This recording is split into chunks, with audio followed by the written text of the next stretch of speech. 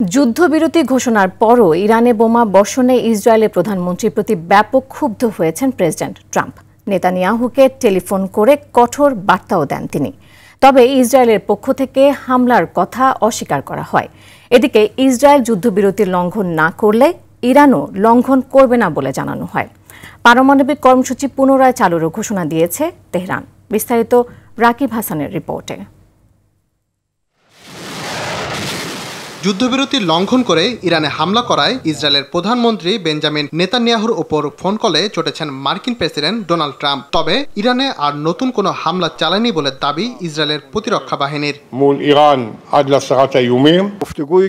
এদিকে president Donald ট্রাম্পের ঘোষিত যুদ্ধবিরতির প্রতি সম্মান দেখাবে ইরান। ইসরায়েল যুদ্ধবিরতির লঙ্ঘন না করলে ইরানও লঙ্ঘন করবে না বলে জানান ইরানের প্রেসিডেন্ট মাসুদ পেজেশকিয়ান।